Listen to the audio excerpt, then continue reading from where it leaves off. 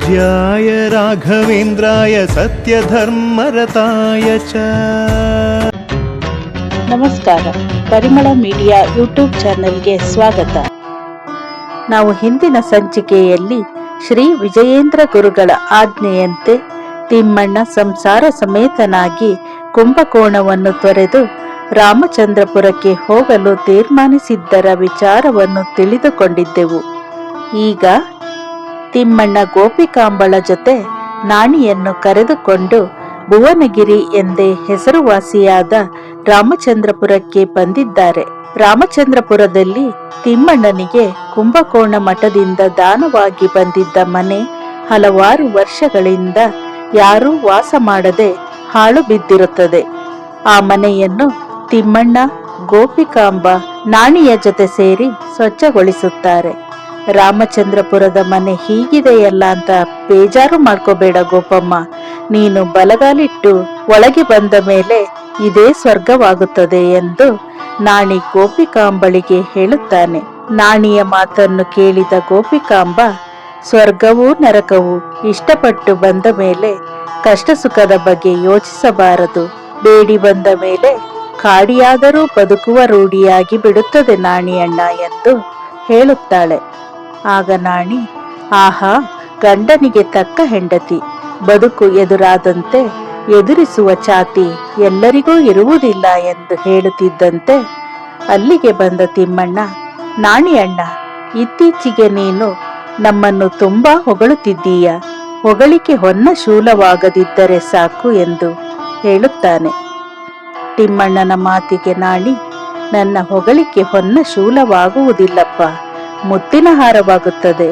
ಮಠ ಬಿಡದಿ ಬಿಟ್ಟಿದ್ದೀರಿ, ಕೊಟ್ಟಿರುವ ಮನೆಯನ್ನು ಅಚ್ಚುಕಟ್ಟಾಗಿ ಇಟ್ಟುಕೊಂಡು ದೇವಸ್ಥಾನದ ಪೂಜೆ ಜಮೀನು ನೋಡ್ಕೊಂಡು ಹಾಯಾಗಿ ಇದ್ಬಿಡಿ. ಕಾಲಕ್ಕೇನು ಓಡ್ತಾನೆ ಇರುತ್ತೆ, ಬೇಗ ಬೇಗ ಕೆಲಸ ಮುಗಿಸೋಣ ಎಂದು ಹೇಳಿ ನಾಣಿ ಮನೆ ಸ್ವಚ್ಛಗೊಳಿಸುವ ಕೆಲಸದಲ್ಲಿ ತೊಡಗುತ್ತಾನೆ. ನಾಣಿಯ ಮಾತಿಗೆ ತಿಮ್ಮಣ್ಣ ಮತ್ತು ಗೋಪಿಕಾಂಬ ಭಾವುಕರಾಗುತ್ತಾರೆ. ಹೀಗೆ ದಿನಗಳು ಉರುಳುತ್ತವೆ, ವರ್ಷಗಳು ಕಳೆಯುತ್ತವೆ. ತಿಮ್ಮಣ್ಣನ ಸಂಸಾರ ರಾಮಚಂದ್ರಪುರಕ್ಕೆ ಒಗ್ಗಿ ಹೋಗಿದೆ. ತಿಮ್ಮಣ್ಣ ದಿನನಿತ್ಯ ದೇವರ ಪೂಜೆ, ಹೊಲದ ಕೆಲಸದಲ್ಲಿ ನಿರತನಾಗಿರುತ್ತಾನೆ. ನಾಣಿ ಅವನಿಗೆ ಸಹಾಯಕನಾಗಿರುತ್ತಾನೆ. ಹೊರಗಿನಿಂದ ದಣಿದು ಬಂದ ಪತಿಯ ಸೇವೆಯಲ್ಲಿ ಗೋಪಿಕಾಂಬ ನಿರತಳಾಗಿರುತ್ತಾಳೆ. ಹೀಗೆ ತಿಮ್ಮಣ್ಣ ರಾಮಚಂದ್ರಪುರಕ್ಕೆ ಬಂದು ಹಲವಾರು ವರ್ಷಗಳೇ ಕಳೆದಿರುತ್ತದೆ. ಈ ವರ್ಷ ತಿಮ್ಮಣ್ಣ ರಾಮಚಂದ್ರಪುರದಲ್ಲಿ ಶ್ರೀ ಸುರೇಂದ್ರ ತೀರ್ಥರ ಆರಾಧನೆಯನ್ನು ಬಹಳ ವಿಜೃಂಭಣೆಯಿಂದ ನೆರವೇರಿಸುತ್ತಿರುತ್ತಾನೆ. ಈ ಕಾರ್ಯಕ್ರಮಕ್ಕೆ ಕುಂಭಕೋಣದಿಂದ ಭೀಮಾಚಾರ್ಯರು ಮತ್ತು ಭೀಮಕ್ಕ ಬಂದಿರುತ್ತಾರೆ.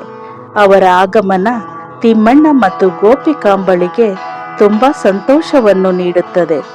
ಶ್ರೀ ಸುರೇಂದ್ರ ತೀರ್ಥರ ಆರಾಧನಾ ಮಹೋತ್ಸವ ಬಹಳ ವಿಜೃಂಭಣೆಯಿಂದ ನಿರ್ವಿಘ್ನವಾಗಿ ನೆರವೇರುತ್ತದೆ. ಎಲ್ಲರಿಗೂ ಈ ಕಾರ್ಯಕ್ರಮದಲ್ಲಿ ಪಾಲ್ಗೊಂಡು ಸಂತೋಷವಾಗುತ್ತದೆ. ಕಾರ್ಯಕ್ರಮ ಮುಗಿದ ನಂತರ ತಿಮ್ಮಣ್ಣ, ಶ್ರೀ ಸುರೇಂದ್ರ ಗುರುಗಳ ಆರಾಧನೆಗೆ ತಾವು ನಮ್ಮ ಮನೆಗೆ ಬಂದಿದ್ದು ದೇವರೇ ಬಂದ ಹಾಗಿದೆ ಎಂದು ಭೀಮಾಚಾರ್ಯರು ಮತ್ತು ಭೀಮಕ್ಕಳಿಗೆ ಹೇಳುತ್ತಾನೆ. ತಿಮ್ಮಣ್ಣನ ಮಾತು ಕೇಳಿ ಭೀಮಾಚಾರ್ಯರು, ಇದರಲ್ಲಿ ನಮ್ದೇನಿದೆಯಪ್ಪ, ಎಲ್ಲ ಸದ್ಗುರು ಮಹಾತ್ಮೆ ನಿನ್ನನ್ನು ಬೆಳೆಸಿ ವಿದ್ಯಾವಂತನಾಗಿ ಮಾಡಿ ಗೃಹಸ್ಥನನ್ನಾಗಿ ಮಾಡಿದ್ದು ಅವರು, ಅವರ ಋಣವನ್ನು ನೀನು ಹೀಗೆ ತೀರಿಸ್ತಾ ಇದ್ದೀಯಾ ಅಷ್ಟೇ ಎಂದು ಹೇಳುತ್ತಾರೆ. ಅಷ್ಟರಲ್ಲಿ ನಾಣಿ, ಭೀಮಜ್ಜ, ಕುಂಭಕೋಣದ ಸಮಾಚಾರ ಏನು ಎಂದು ಕೇಳುತ್ತಾನೆ. ಆಗ ಭೀಮಾಚಾರ್ಯರು, ಶ್ರೀ ಸುಧೀಂದ್ರ ತೀರ್ಥರು ದೀರ್ಘಕಾಲ ಅಧ್ಯಯನ ಮಾಡಿ ನಂತರ ಉತ್ತರದ ಕಡೆ ಹಲವಾರು ವರ್ಷಗಳ ಕಾಲ ದಿಗ್ವಿಜಯ ಯಾತ್ರೆಗೆ ಹೋಗಿ ದ್ವೈತ ಸಿದ್ಧಾಂತವನ್ನು ನಾಡಿನ ಉದ್ದಗಲಕ್ಕೂ ಮೆರೆಸಿ ಹೋದ ಕಡೆಯಲ್ಲೆಲ್ಲ ದಿಗ್ವಿಜಯವನ್ನು ಸಾಧಿಸಿ ಸನ್ಮಾನಿತರಾಗಿ ಬಂದಿರುವ ವಿಚಾರವನ್ನು ತಿಳಿಸುತ್ತಾರೆ. ಆ ವಿಚಾರವನ್ನು ಕೇಳಿ ತಿಮ್ಮಣ್ಣ, ಗೋಪಿಕಾಂಬ ಮತ್ತು ನಾಣಿಗೆ ತುಂಬಾ ಸಂತೋಷವಾಗುತ್ತದೆ. ವಿಚಾರವನ್ನು ತಿಳಿದ ತಕ್ಷಣ ತಿಮ್ಮಣ್ಣ ನಾಣಿಯೊಂದಿಗೆ ಕುಂಭಕೋಣಕ್ಕೆ ಗುರುಗಳ ದರ್ಶನಕ್ಕಾಗಿ ಬರುತ್ತಾನೆ. ಶ್ರೀ ವಿಜಯೇಂದ್ರ ತೀರ್ಥರು ಮತ್ತು ಶ್ರೀ ಸುಧೀಂದ್ರ ತೀರ್ಥರು ಪೀಠದಲ್ಲಿ ಆಸೀನರಾಗಿರುತ್ತಾರೆ. ತಿಮ್ಮಣ್ಣ ಗುರುಗಳಿಬ್ಬರಿಗೂ ಕೈ ಜೋಡಿಸಿ ನಮಸ್ಕರಿಸಿ ಉತ್ತರದಲ್ಲಿನ ತಮ್ಮ ದಿಗ್ವಿಜಯ ವಾರ್ತೆಯನ್ನು ಕೇಳಿ ಪುಳಕಿತನಾಗಿರುವೆ. ಸನ್ನಿಧಾನದ ಸೇವಕನಾಗಿ ನಾನಲ್ಲಿ ಇರಲಿಲ್ಲವಲ್ಲ ಎಂಬ ಕೊರಗು ಕಾಡಿದೆ. ಒಮ್ಮೆ ತಮ್ಮ ದರ್ಶನ ಭಾಗ್ಯ ಹೊಂದಿ ಆಶೀರ್ವಾದ ಪಡೆದು ಪುನೀತನಾಗುವ ಆಸೆ ಆಯಿತು ಎಂದು ಹೇಳುತ್ತಾನೆ.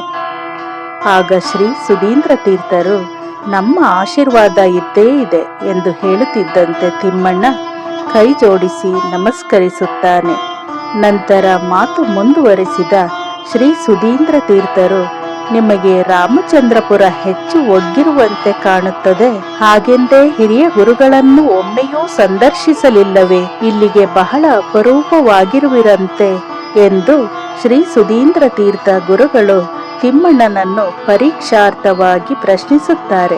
ಆಗ ಅವರ ಮಾತಿಗೆ ಭಾವುಕನಾದ ತಿಮ್ಮಣ್ಣ, ಕ್ಷಮೆ ಇರಲಿ ಗುರುವರ್ಯ, ತಾವಿಟ್ಟಲ್ಲಿ ಇಟ್ಟ ಹಾಗೆ ಇರುವ ಜೀವ ನನ್ನದು. ನನ್ನ ಈ ಜೀವನ ತಾವಿಟ್ಟ ಭಿಕ್ಷೆ. ಪ್ರತಿದಿನವೂ ತಮ್ಮನ್ನು ನೆನೆದೇ ತುತ್ತು ಅನ್ನವನ್ನು ಉಣ್ಣುತ್ತಿದ್ದೇನೆ. ನನ್ನ ಜೀವನದ ಪ್ರತಿಯೊಂದು ಕ್ಷಣವೂ ತಮ್ಮ ನೆನಪಿನಲ್ಲೇ ಕಳೆದಿದ್ದೇನೆ. ತಮ್ಮನ್ನು ಕಾಣಬೇಕೆಂದು ಸದಾ ತವಕಿಸುತ್ತಿದ್ದೆ ಎಂದು ಹೇಳುತ್ತಿದ್ದಂತೆ ಶ್ರೀ ವಿಜಯೇಂದ್ರ ತೀರ್ಥರು, ನಾವು ಈಗಲೂ ನಿನ್ನನ್ನು ಬಾ ಎಂದು ಕರೆಯಲಿಲ್ಲವಲ್ಲ, ಈಗ ನೀನು ಹೇಗೆ ಬಂದೆ ಎಂದು ಹೇಳುತ್ತಾರೆ. ಶ್ರೀ ವಿಜಯೇಂದ್ರರ ಮಾತಿಗೆ ಇನ್ನೂ ಭಾವುಕನಾದ ತಿಮ್ಮಣ್ಣ, ತಾವು ಬಾಯಿ ಮಾತಿನಿಂದ ಅಪ್ಪಣೆ ಕೊಡಿಸಲಿಲ್ಲ ನಿಜ, ಮನಸ್ಸಿಗೆ ಪ್ರೇರಣೆ ನೀಡಿದ್ದೀರಿ.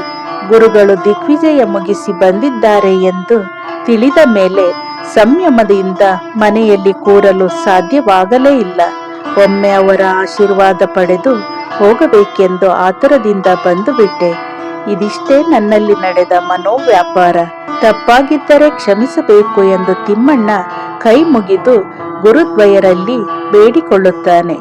ತಿಮ್ಮಣ್ಣನ ಮಾತಿಗೆ ನಕ್ಕ ಶ್ರೀ ವಿಜಯೇಂದ್ರ ತೀರ್ಥರು, ತಪ್ಪೆಲ್ಲಿ ನಡೆದಿದೆ ತಿಮ್ಮಣ್ಣ, ನಿನ್ನ ಮನೋಮಂಥನಕ್ಕೆ ನಾವಿಟ್ಟ ಪ್ರಶ್ನೆ ಅಷ್ಟೇ ಎಂದು ಹೇಳಿ ತಿಮ್ಮಣ್ಣನ ಮನಸ್ಸನ್ನು ತಿಳಿಗೊಳಿಸಿ ನಂತರ ಅವರೇ ಮಾತು ಮುಂದುವರಿಸಿ ಅಧ್ಯಯನ ಹೇಗೆ ನಡೆಯುತ್ತಿದೆ ಎಂದು ಕೇಳುತ್ತಾರೆ. ತಮ್ಮ ಆದೇಶದಂತೆ ನನ್ನ ಬಿಡುವಿನ ವೇಳೆಯನ್ನೆಲ್ಲ ತಾವು ಹಾಕಿಕೊಟ್ಟ ಮೇಲ್ಪಂಕ್ತಿಯಲ್ಲೇ ಅಧ್ಯಯನಕ್ಕೆ ಮೀಸಲಿಟ್ಟಿದ್ದೇನೆ ಎಂದು ಹೇಳುತ್ತಾನೆ. ಆಗ ಶ್ರೀ ಸುಧೀಂದ್ರ ತೀರ್ಥರು, ಇಲ್ಲಿಯ ತನಕ ಆಯಿತು, ಮುಂದೆ ಏನು ಮಾಡಬೇಕೆಂದಿರುವಿರಿ ಎಂದು ಕೇಳುತ್ತಾರೆ.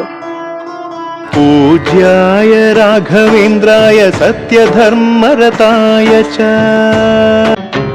ಇದೇ ರೀತಿ ಶ್ರೀ ಗುರುರಾಯರ ಸಂಪೂರ್ಣ ಚರಿತ್ರೆಯನ್ನು ತಿಳಿಯಲು ನಮ್ಮ ಪರಿಮಳ ಮೀಡಿಯಾ ಯೂಟ್ಯೂಬ್ ಚಾನಲ್ ಅನ್ನು ಸಬ್ಸ್ಕ್ರೈಬ್ ಮಾಡಿ, ಲೈಕ್ ಮಾಡಿ, ಶೇರ್ ಮಾಡಿ. ಧನ್ಯವಾದಗಳು.